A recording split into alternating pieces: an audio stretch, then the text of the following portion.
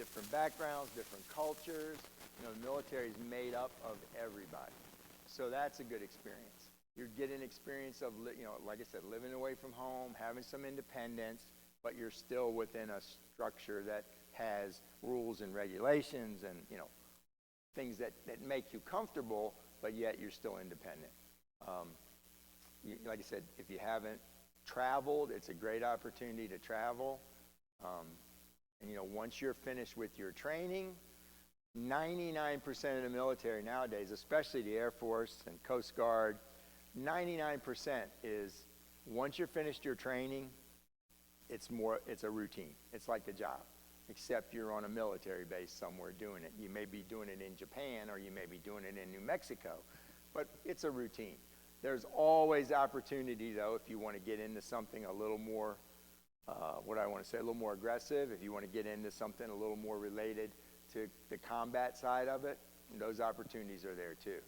But there's plenty of jobs in technology, information, administration, medical fields. A lot of people, I know a lot of people, it won't get you certification necessarily, but I know a lot of people that came out of their military.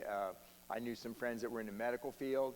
They came out and they got their EMT while they were in the military. They got experience, and they got out and got their LPN just like that. I know people that were in radiology technicians. They were already trained. All they had to do was find somebody to sponsor them, take the test, and they were certified. So you get the education and the training. You don't always get certification, but a lot of states will give you credit for your training and experience, and you can do an accelerated certification in a lot of places. And I'm talking as an enlisted person. Now, if you're an officer and you're a doctor or whatever, then you just go take the boards wherever you go. But for medical field is another one where you can get a lot of experience, a lot of education, a lot of training in a short period of time. Dental field, I knew a couple people that were in the dental field, same thing. So, you know, it's an option. I'm not as much of an advocate maybe of making a career out of it as I used to be, but I still think it's an option for people, especially those people that just aren't sure. Do I want to go to college? Don't I want to go to college? Do I want to be a vet? Do I want to be a accountant? You know, and those couple of years will give you a chance to make up your mind while you're getting other experiences and some training and education and travel maybe too along the way. So, let me think anything else. Let me think.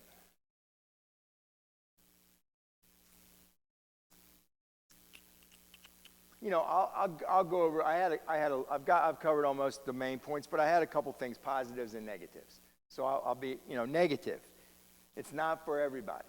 Okay, if you're not a person that can take direction, if you're not a person that, you know, if somebody says, "Hey, Matt, go pick up that piece of trash," and you're like, you have to have like a, you know, an explanation, you know, and a hug, probably not for you. But if you're somebody that sees the big picture and says, "Hey, it's just my job, I'm going to do it," and you just go do it and press on, you know, you give up some personal freedoms, especially early in your career. You give up a little bit, but you make up for it on the other side. It's regimented, you know. If you don't want to be on a schedule, you know. I mean, they expect you when you're done with training and you're out there in the real military and you're at your base. You can't call the boss at 10 o'clock and say, "Hey, I'm just finishing up Dungeons and Dragons. I'll be there in a few minutes." You know, that's not going to work. Okay? So you have to be regimented. You have to be willing to be in a regimented system. You don't have to be a robot. I mean, there's a lot of free thinkers, but you have to sort of follow instructions and be part of the team. Very team-oriented, very teamwork-oriented. You guys that are involved in team activities, it would be an easier transition because there's a lot of parallels. You know, you got the coach telling you what to do. You got your teammates that you rely on. Very similar. Military is sort of structured like that. There's a chain of command. Some people don't like that. Chain of command means you know who's in charge at each step. Some people don't want that, but some people thrive on that because they want that regimentation. They want to know who's in charge. They don't want to have to get up in the morning and wonder, what's happening today. So it can work either way. If you like a disciplined, structured, regimented lifestyle, it's perfect. If you're not sure, then it's a good experience for you, because you may find out. A lot of people that went in the military that hated it, thought they would hate it, ended up staying in. Some people that went in that were like G.I. Joe, all gung-ho, they didn't like it when they actually did it. So you'd be very surprised. Some people you think are suited for that are not, and some people you think that person would never go in the military. They end up loving it. So it's something worth exploring. The structure and the discipline and the routine, to me, is good. And this is interesting, and I'll give you some questions. How many more minutes I got, Amy? Are we done? A few more minutes? Very interesting. My neighbor, when I was growing up, his father was a Marine in like World War II, an older guy.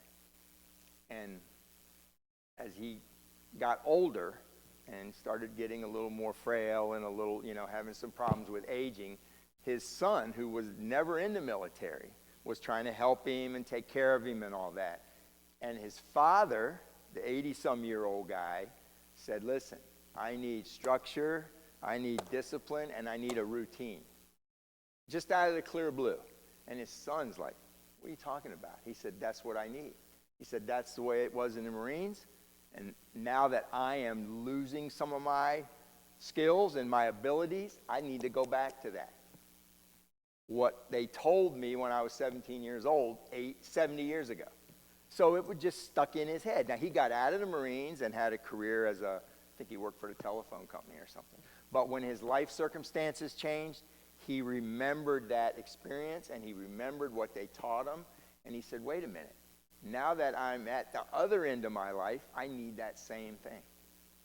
So that's just how it works. And he was not a career person, but that lesson stayed with him, and he used it to help his family, help him in his older age. Okay, I'm done preaching. Any questions, comments, concerns? I've been out now for a while, so I'm not I don't know everything that's happening today, but I try to keep in touch with people that do. Salary. Well, when I started, it was like a couple $100 a month. But now, it's a living wage. I don't know what it would be per hour. If you go in as enlisted, it's going to be better than McDonald's, but not as good as if you've got a degree going out into the world. I could find out for you exactly. The pay charts are online. I mean, you can look them up. You could go, Air Force pay and benefits. The good thing is, if you're single, don't have a family, just trying to find your way in the world, you got a place to eat, you got a place to sleep. You have no bills, no food, no lodging, no food, and X number of dollars a month. What'd you say, Amy? Yeah, it's drastically different than it was. It's definitely equivalent to any entry-level job that you would start coming out of high school, or even with a year or two of college. It's sort of in that range. But again, benefits, medical, dental. No, you don't need dental insurance. You don't need medical insurance. You don't need to worry about food. You don't need to worry about a place to live.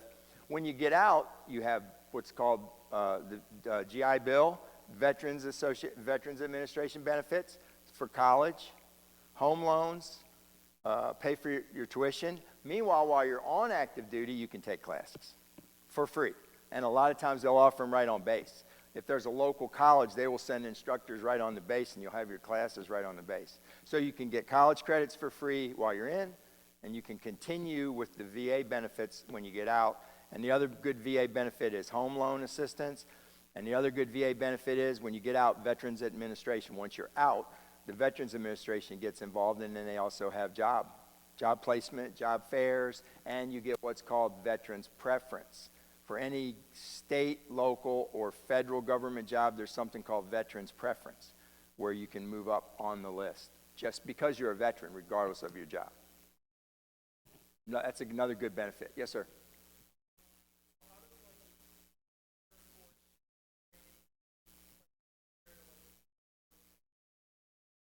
the Air Force training's probably, Air Force and the Coast Guard and the Navy are probably the least physical.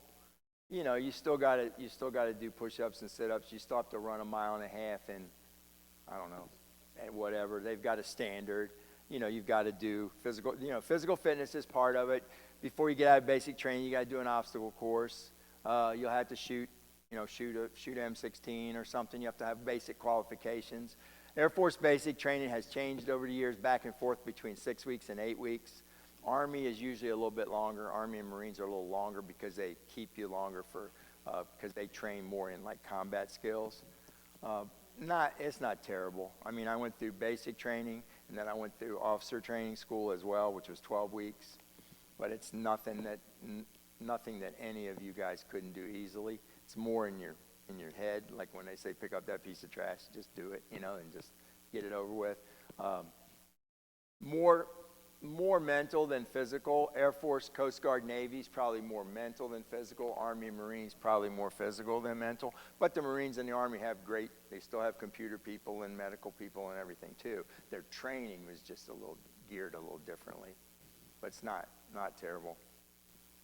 Nothing that the average person, if they put their mind to it, cannot do easily. Wow. Let's see. Basic training was in Lackland Air Force Base, Texas, just for a brief time. Then I was in New Jersey, Maine, Germany. No, wait a minute. Wrong. Back up. Basic training, New Jersey, Germany, Maine, OTS, California, England, Nebraska, Greece, Nebraska, North Dakota, Missouri, out. Oh, I was in Europe for 3 years, 2 years in Germany when I was enlisted, 3 years in England as an officer, 1 year in Greece as an officer, and then the rest of the time, 6 years overseas, 1 year stateside. 6 years overseas, 20 plus stateside.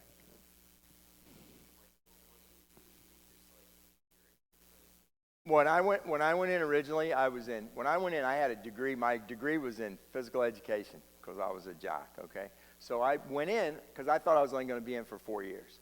So I found myself a job in what they called services, and I worked in the gym, base gym. I cut the ball fields, I lined the fields, I umpired games, I kept score. But then when I decided to stay for a career, I already have my degree, so I said, well, I need to take this a little more seriously. So then I got in, after I got my commission, I had to go to officer training school, then I became an officer, and then I was in aircraft maintenance, aircraft munitions, and logistics for 20 years. So that was really the serious part of that wasn't. So I had people working for me that were responsible for maintaining the aircraft or the munitions, and then later on logistics, which when you get to a certain rank, then it becomes logistics, which is maintenance, transportation, supply, all the support things that support the airplanes. So I did not. No, I was not a pilot. I was a support officer. And it was, they called it logistics, but I started out in munitions, went to aircraft maintenance, and then once you reach major, certain rank, then you take on different, you're more of a generalist, so you take on different, because all you're doing then is managing. You're not, I wasn't fixing the planes. I was the one that got in trouble if you didn't fix the plane. Okay, so I was in between you and the people that could get us in trouble. So no, I did not fly. I knew a lot of pilots. And pilots, if you want to fly, you want to learn how to fly, a lot of airline pilots started out in the military, got their education, got their training, got their experience, boom, went to work for United Airlines. Anybody else? Yes, ma'am. Once you're enlisted, is there like a mandatory time you have to stay? In the Air Force, the normal enlistment is 4 years. Sometimes I think the Army will cut it to 3. The Air Force is 4 years. And that's why I said if you're in that gap where you're not sure, you could go in at 18, come out at 22, and still be young enough to go to college, even if you didn't do any college in the military. but you'd have that 4 years of, skills, life experience, travel, and maybe some education, whatever training. So 4 years is basic for the Air Force. Sometimes the others will do 3. And there's no requirement. Once you sign your contract, at the end of your time, if you want to go, you can go. They don't force you, your time is yours. Anybody else? They really have a big all the military now has a big presence, digitally. I mean, you can go to airforce.com or Army, all that all the stuff we're talking about, plus a lot more updated stuff, like Joffrey's question about the pay and benefits. I mean, that stuff is right there on the website. I just didn't look it up. All that kind of information is there. What jobs are available, what training, how long the schools are, all that stuff. Training, it'll show you, there's videos and stuff that show you the training. And there's advancements too, right? Even once you, if you follow rules. Oh, yes. There's normal advancement. Right. There's normal systematic advancement. As you start out, like as an enlisted person, that's a person without a college degree, just coming in, a young person. You start out as an E1, which is enlisted 1, and then E2, E3, E4. Most people would make E4 at least in their 4 years. And each one of those is a pay raise. Each one of those. Now, once you get past E4 to the higher enlisted grades, then they have a program, a testing program, and you have to be evaluated, and you have to take a test. But your first 3 or 4 ranks are automatic as long as you stay out of trouble. So you'll get 3 or 4 raises in your first 4 years if you just stay out of trouble and do your job. Stay out of trouble, do your job. Those are pretty automatic. If you decide to stay in and stay enlisted, then it becomes competitive after that, and there's a testing process. And every year, 18 months, you go through the cycle, and if you are selected, you move to the next rank and then start the process again. But yeah, the first 3 or 4, if you're only in there for 4 years, I made E5 in 4 years, but I was right at the time to get out. And like during time of war, of course, my dad in World War II made E6 in 3 years. But that's because of the situation, not because. But yeah, you would definitely get 2 or 3 promotions at least in a normal 4-year tour.